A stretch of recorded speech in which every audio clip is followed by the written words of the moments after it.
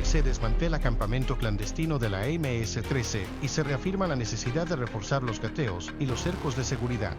Una vez más, la realidad nos recuerda que el enemigo aún se esconde en los rincones más remotos del país. Las botas de los comandos hacían crujir las hojas secas con cada paso. El zumbido de los insectos se confundía con el eco apagado de una comunicación por radio. Nadie hablaba. Nadie respiraba fuerte. Desde lo alto del caserío El Carbón, oculto entre la maleza y la humedad espesa del monte, el campamento clandestino de la MS-13 dormía como una fiera herida, lista para embestir. Había indicios, restos de comida caliente, botas recién abandonadas, colchonetas húmedas. Estaban cerca. El sargento Edwin Juárez, de la Unidad de Fuerzas Especiales de la Policía Nacional Civil, PNC, levantó el puño en señal de alto. El equipo se dispersó en formación de abanico, asegurando perímetro. Minutos después, un disparo rompía la tensión como un cristal en silencio. Luego otro. Y otro más. Los pandilleros habían detectado la presencia policial. Respondieron con fuego ilegítimo, pero lo hicieron con desespero. «Repliegue en 3», ordenó Juárez por la radio. Nadie resultó lesionado. Las balas chocaron contra los árboles, contra el suelo. Lo sabían. No se trataba de un operativo rutinario. Era una caza. Durante semanas, unidades mixtas de la PNC y la Fuerza Armada patrullaron la región de Morazán Sur como parte del Plan Control Territorial. Informes de inteligencia apuntaban a que el caserío El Carbón, en el distrito de Guatajiagua, servía como punto de refugio para cabecillas en fuga. El régimen de excepción, prorrogado sin pausa desde su instauración, había reducido los espacios de movimiento de las estructuras criminales. Lo que antes eran colonias controladas, ahora eran campamentos improvisados en lo profundo del monte. La ubicación fue posible gracias a una combinación de vigilancia terrestre, rastreo de rutas de abastecimiento y el testimonio de un ex colaborador de la MS detenido en Usulután. «No tienen salida. Están respirando por un tubo de monte y sudor», dijo el informante. La frase se anotó en el parte oficial. El lugar era rudimentario pero eficaz. Hamacas entre árboles, escondites bajo tierra, una cocina artesanal con frijoles a medio cocer, varias pistolas y 2 fusiles AR-15. Lo más revelador, un cuaderno plastificado donde se registraban turnos de vigilancia, claves de comunicación y movimientos internos. Todo escrito a mano, todo con tinta negra. En la contraportada, una lista de apodos con fechas. Colocho, Sapo, El Negro. Algunos ya estaban tachados. La fiscal auxiliar Sofía Menéndez, trasladada vía helicóptero, inició el proceso de inspección ocular en cuanto la zona fue asegurada. Confirmó que el campamento estaba habitado por al menos 10 individuos, todos armados, todos con antecedentes. 2 documentos decomisados revelaban transferencias de dinero por un total de $3,700 en remesas internacionales, trianguladas desde Houston. «Están manteniendo vivo el aparato desde afuera», concluyó la fiscal. El dilema institucional emergió en cuanto la noticia comenzó a circular entre los altos mandos. ¿Debía el gobierno presentar el hallazgo como un logro inmediato del régimen de excepción o admitir que aún hay focos organizados operando en libertad? En el Palacio Nacional se redactaban 2 versiones del comunicado oficial. Una hablaba de éxitos continuos del Plan Control Territorial. La otra advertía sobre la necesidad de mantener la vigilancia sin tregua. Finalmente, se fusionaron. La narrativa sería una sola: victoria y alertas simultáneas. Mientras tanto, en el caserío El Carbón, los habitantes observaban desde sus casas de Bahareque cómo los helicópteros sobrevolaban con insistencia. Algunos habían reportado movimientos extraños días atrás, pero callaron. El miedo persiste como una enfermedad en fase crónica. Uno ya no sabe si hablar o quedarse mudo, dijo una anciana que solicitó no revelar su nombre. En la calle polvorienta, las gallinas seguían escarbando como si nada. La prensa recogía el operativo como parte de una narrativa que ya no admite matices. El Estado avanza sin piedad contra las estructuras criminales. Los titulares se repetían en cadena. El nombre del presidente Nayib Bukele aparecía ligado a cada acción, como garante de una limpieza histórica. En redes, los usuarios pedían más. Que los metan al Secot. El monte ya no debe ser guarida. En el Congreso, el bloque oficialista reiteró su apoyo al régimen de excepción. La oposición, reducida a un eco mínimo, apenas pudo emitir una declaración tibia sobre la necesidad de respetar el debido proceso incluso en tiempos excepcionales. Nadie los escuchó. Nadie respondió. En el expediente judicial abierto tras la incautación, se lee una frase escrita a lápiz en una de las paredes del campamento. Morimos solos, pero nos llaman plaga. Un mensaje que parece testimonio, amenaza y epitafio. Un resto humano entre lo que fue bosque y fuego cruzado. De los 10 supuestos habitantes del campamento, 3 fueron interceptados en las horas siguientes al operativo. Los otros siguen siendo objeto de una cacería incesante, apoyada por drones térmicos, patrullas a caballo y comandos que no descansan. La estrategia es clara: no permitir que el monte vuelva a cerrarse. Y sin embargo, entre la maleza, una nueva hamaca ya empieza a colgarse en otra rama distante. Como si el ciclo no pudiera detenerse. Como si cada desmantelamiento sembrara, en silencio, la semilla de otro refugio. Una ceniza de café caliente a medio tomar, un cuaderno con nombres tachados y un disparo que no dio en el blanco. Esa es la escena. Eso es El Salvador hoy. En una quebrada profunda entre los cerros de Morazán Sur, el eco de los helicópteros disminuyó, pero no desapareció del todo. Aquellos que escaparon del campamento clandestino sabían que no podían bajar hacia el caserío. No era una opción. Tomaron la ruta contraria, internándose más allá de la vegetación densa, donde los mapas se vuelven inútiles y el aire huele a agua estancada y ramas podridas. El monte, aunque cada vez más estrechado por la presencia estatal, seguía ofreciendo grietas a los que sabían leerlo. Uno de ellos era El Colmillo, nombre clave de un veterano de la MS-13, que según los registros de inteligencia, operó como enlace logístico entre campamentos en Morazán y La Unión. De contextura baja y mirada hostil, Colmillo no era un jefe formal, pero su voz tenía peso. Según la información recuperada en el cuaderno del campamento, él habría coordinado las entradas de alimentos, munición y remesas desde puntos ciegos en la frontera oriental. Su presencia en el Carbón no fue casualidad. Era un nódulo clave. El dilema técnico y humano que enfrentan las fuerzas de seguridad al operar en territorios como ese es complejo. No es solo la orografía, sino la red de silencios. Las comunidades rurales, muchas veces, ven más peligro en colaborar con el Estado que en callar ante los rezagos de pandillas. En algunos cantones, los uniformes inspiran tanto miedo como los tatuajes. Y eso, dentro del régimen de excepción, se ha acentuado. Para dar con los fugitivos, el Ministerio de Justicia autorizó la utilización de un anillo de control de 15 kilómetros, cubriendo los caminos de tierra, veredas y senderos de ganado. Se desplegaron 78 elementos adicionales, incluyendo 2 unidades cada 9, especializadas en rastreo. En menos de 48 horas, se localizaron restos de fogatas recientes y envoltorios de comida. También, rastros de sangre en una piedra plana. La hipótesis: uno de los pandilleros estaba herido. La cacería, entonces, tomó otro cariz. Desde el Centro de Operaciones Conjuntas en San Miguel, la analista de inteligencia Amalia Chicas revisaba transmisiones de drones térmicos en tiempo real. Había trabajado antes en casos de desapariciones y enfrentamientos rurales, pero este le resultaba diferente. No estamos ante criminales urbanos acorralados, sino ante sobrevivientes que conocen mejor el terreno que nuestras máquinas, dijo en un informe clasificado.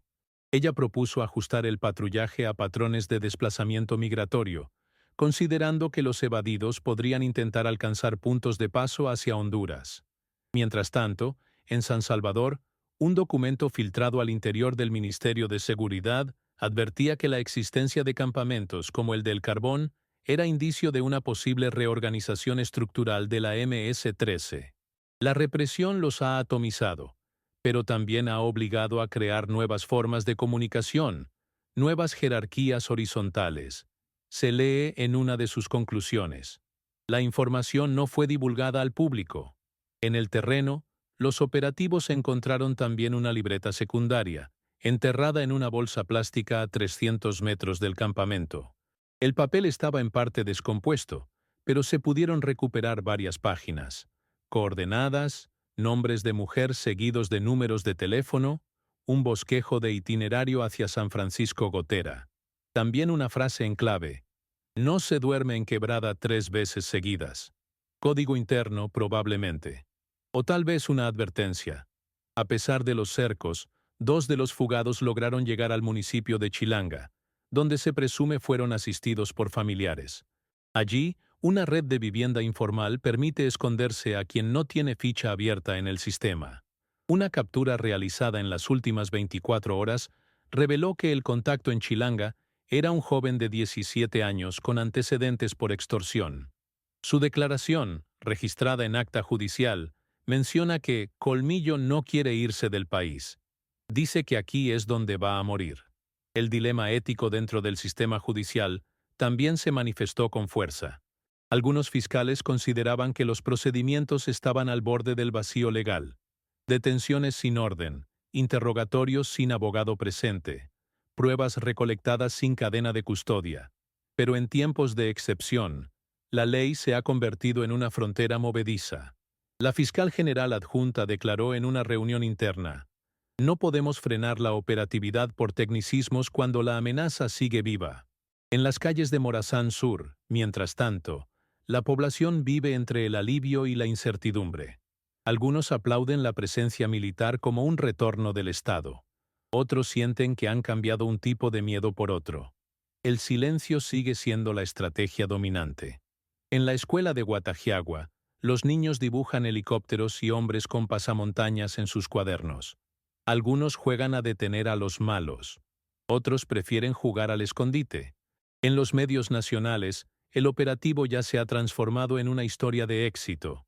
Las imágenes del campamento desmantelado se muestran como prueba irrefutable de que el modelo Bukele ha extirpado el miedo. En la Asamblea Legislativa, se prepara un homenaje simbólico a las fuerzas especiales. Las víctimas, sin embargo, siguen fuera de cámara. En la vía de tierra que conecta Guatajiagua con Huateca, una zapatilla infantil se encuentra abandonada junto a una roca. Los agentes la fotografían pero no la recogen. Podría ser parte de la evidencia, o un simple extravío. Todo en ese territorio está contaminado de significados. En un punto no identificado de la montanúa, el Colmillo escribe su nombre con la punta de una bala sobre la corteza de un árbol. No tiene teléfono. No tiene comida. Pero aún tiene fe. La fe de quien cree que mientras exista monte, existe escape. Y que mientras exista escape, existe guerra. La lluvia comenzó a caer sobre Morazán como si lavara la tierra de lo que acababa de ocurrir. El campamento estaba vacío. Los detenidos, procesados. Los cuerpos, en fuga.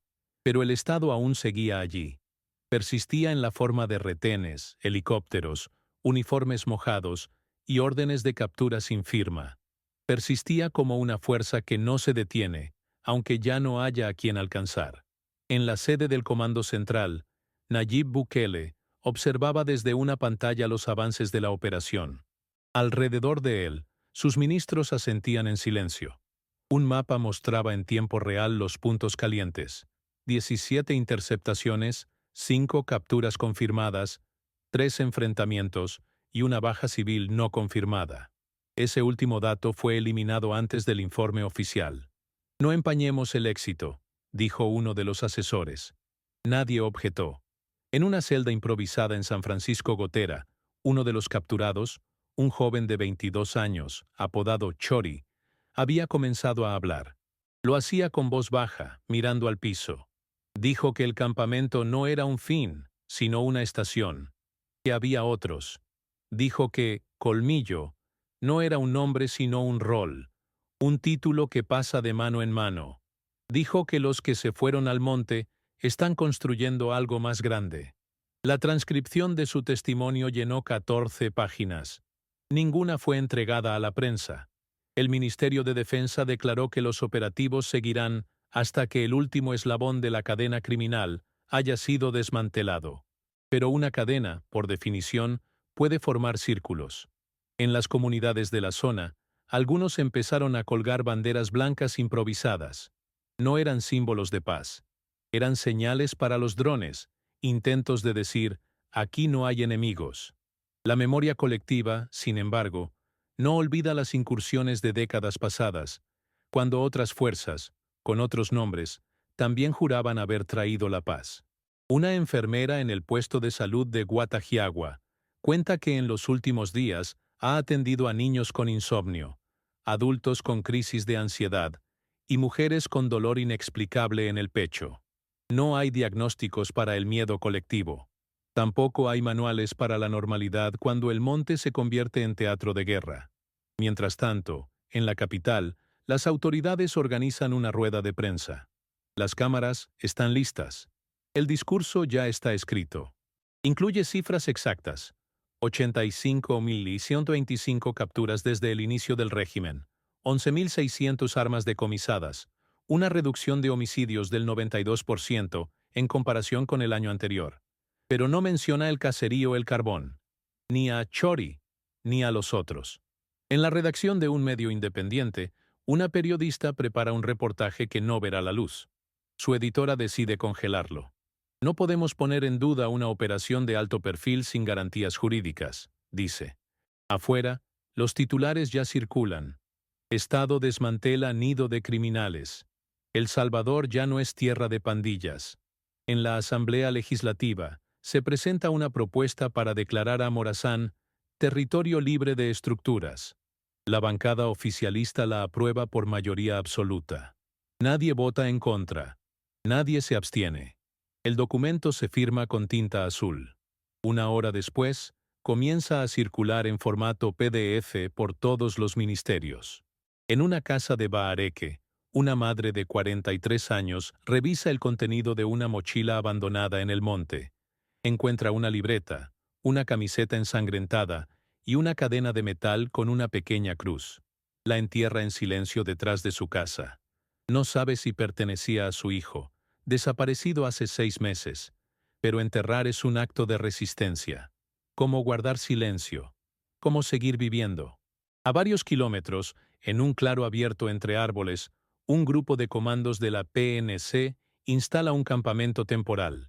Es idéntico al que desmantelaron. Tienen hamacas, colchonetas, estufa artesanal. El monte ha cambiado de dueño, pero no de función. Un fiscal escribe en su informe final: la operación cumplió con los objetivos estratégicos establecidos en la fase táctica 1 y 2 del Protocolo de Erradicación de Células MS activas en zona rural. No se identifican amenazas residuales en el perímetro inmediato. Bajo esa frase, otro fiscal más joven anota a lápiz: ¿y si no era una célula, sino un síntoma? La historia se cierra sin aplausos, pero con aplomo. Con la certeza de que en el archivo digital del Ministerio de Seguridad, bajo el número de expediente 7A-MCTN-SEWER-016, hay suficientes pruebas para justificar cualquier exceso. El régimen se alimenta de la excepción. Y la excepción, en El Salvador, ya no es un paréntesis. Es la página completa.